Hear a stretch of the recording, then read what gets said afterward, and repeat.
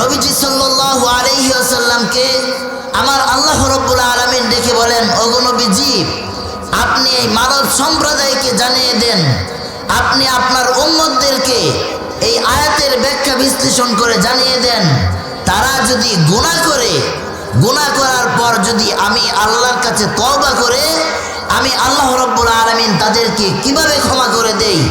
এই কথাগুলো এই আয়াত থেকে আপনি আপনার উম্মতদেরকে, এই মানব সম্প্রদায়কে জানিয়ে দেন। বলেন সুবহানাল্লাহ।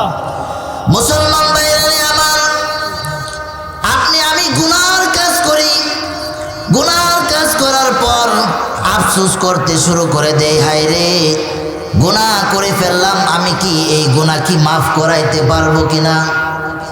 আল্লাহ রাব্বুল আলামিন বলেন, আমি আল্লাহ রাব্বুল আলামিনের নাম হচ্ছে গফফার।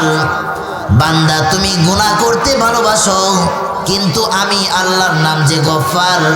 আমার কাছে যদি বান্দা তুমি একবার ক্ষমা চাও, আমি আল্লাহ রাব্বুল আলামিন তোমার জীবনের সমস্ত গুনাহ মাফ করে দেই। বলেন সুবহানাল্লাহ। মুসলমান ভাইরা আমার, তাহলে আল্লাহ রাব্বুল আলামিন যে নবীজিকে বলেন, ইয়া রাসূলুল্লাহ, ইয়া হাবিবাল্লাহ, নবীজি আপনি আপনার উম্মতদেরকে এই আয়াতের তাফসীর সুন্দরভাবে জানিয়ে দেন। ওগো নবীজি, আপনার উম্মতেরা একবারে দুর্বল থাকবে, তারা সকালবেলা ইমানদার থাকবে, সন্ধ্যাবেলায় ইমান হারিয়ে ফেলবে।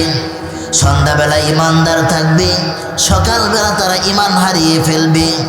ওগো নবীজি, আপনি আপনার উম্মতদেরকে এই আয়াতের ব্যাখ্যা বিশ্লেষণ তাফসীরগুলো সুন্দরভাবে শুনিয়ে দেন।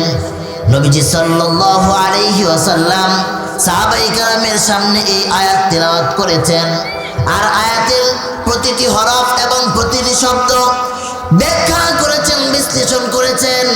আল্লাহর নবী সাহাবায়ে কেরামকে সুন্দরভাবে এই আয়াতের ব্যাখ্যা বিশ্লেষণ করে শুনিয়ে দিয়েছেন। যে আমার সাহাবীরা, তোমরা যদি এই আয়াতকে অনুসরণ করো, তাহলে তোমরা এই আয়াতকে অনুসরণ করে এই আয়াত যদি আমার পরবর্তী যারা আসবে তাদের কাছে যদি পৌঁছে দেও, তাহলে একে একে কিয়ামত পর্যন্ত আমার উম্মতেরা প্রত্যেকেই এই আয়াতকে পাবে এবং এই আয়াতের তাফসীর শুনতে থাকবে। বলেন সুবহানাল্লাহ।